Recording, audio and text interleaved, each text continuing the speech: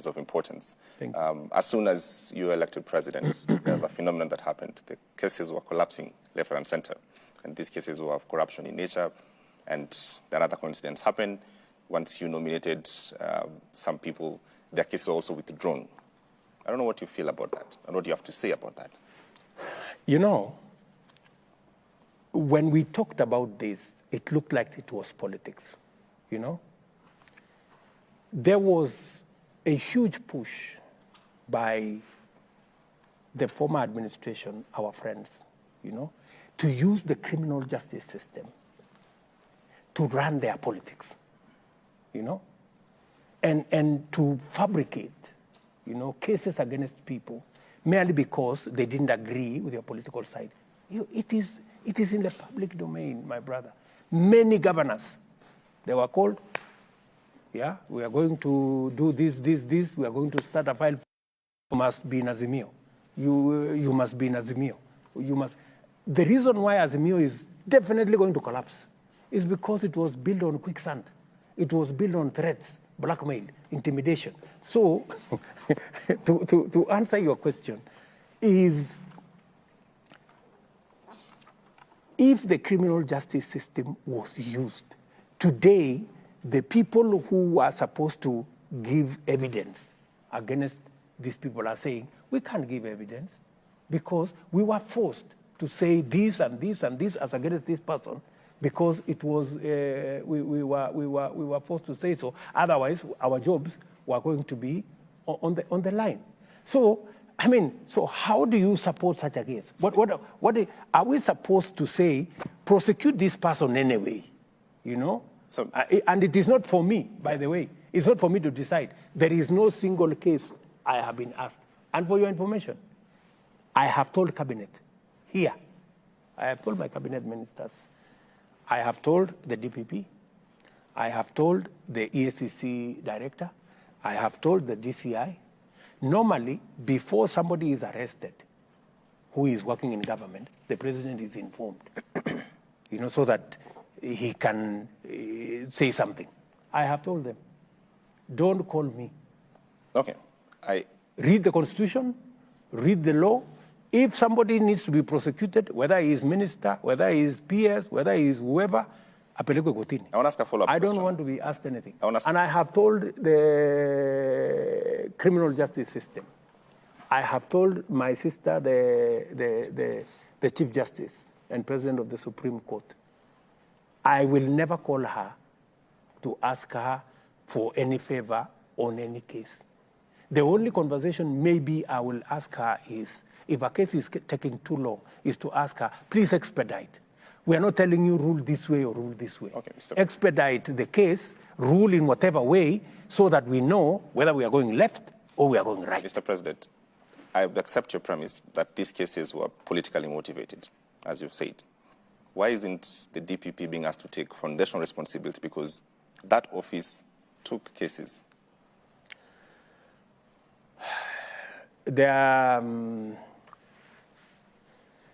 are things I cannot speak on national television for other reasons. Yeah, but if I told you, for example, that already the DPP had been asked to hand in his resignation, you know, if he doesn't prosecute this case and this case and this case, you know, I mean, it was just an ugly situation. And I pray that Kenya never again goes to a place where the criminal justice system is used to manipulate politics. So we must never be there. Yeah, I just want to ask this before I allow my colleagues to get into this. The question that you bring us now to the public is, we have to trust you that you're not using that same office for political expediency. That is what you are forcing us to do as a country, because we don't know the details. And if there are signs that my office is being, it should be called out. That's why I am an open book. That's why I want a vibrant opposition. How we got here? Because of the handshake nonsense. My good brother Bwana Smart. We got here because you get the opposition, which is supposed to hold the government to account, into some illegal, cohabitation, or whatever it was called, in the name of unity. What unity? Who says by having an opposition, we're not united? So Kenyans voted in this election, right? There are as many people in Azimio as there are in Kenya Kwanza. So are you going to fault Kenyans that they caused disunity? The Kenyans voted. Mr. President. So it is now up to us leaders to figure out, this is the decision of Kenyans. Kenyans have said, you guys go and run government. They have said, you guys go and check government. Okay. Let us appropriate our responsibilities to end the case. Yes, just as one final question on this, because we have to clear this up. And let me say it looking at Kenyans. Yeah. That's your camera. The office of the president will not be used to use the criminal justice system against my opponents, any political purpose. So the guarantee here... And that I can sign off as William Ruto. It will not happen. The guarantee here... I have enough people to help me do politics. I have first myself. I am a politician. I know what to do with politics, right? I don't need the police. I don't need the criminal justice system. I can go and speak to Kenyans. Where I spoke to Kenyans, persuade them, sell them my view. They have my track record. They know what they want. They know. And for your information, just allow me to say this. Please. Why you find that the people of Kenya are really energized asking, about things about my administration, is because the people of Kenya know me and they know what I am capable of doing. And they judge me by very high standards. If it was just another guy, they wouldn't mind if he did one or two things right, because they would say, okay, maybe this guy anyway has tried.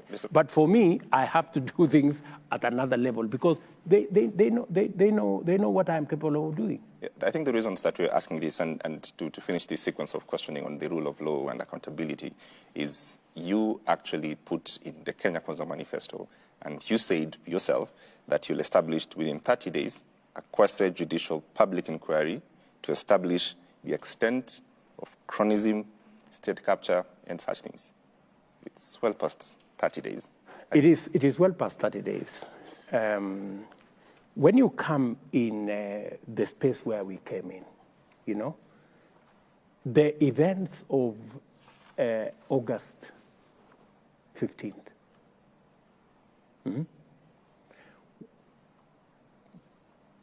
were horrible, because even the military institution had been roped into the scheme to sabotage the will of the people of Kenya because of that state capture menace, right? If Chebukati were to tell you the kind of hell, if the day the story of August 15th will be told in Kenya, you will know why I am delaying. Because now I have to balance between the economy. We are almost in the red. Or do I swing this big thing that will drain our energy? I want to promise you that that story will be told one day. This state capture will be done one day. But you'll establish the commission? We'll establish the commission one day. But where we are as a country, I have to balance. If you were to sit where I'm sitting, James, you would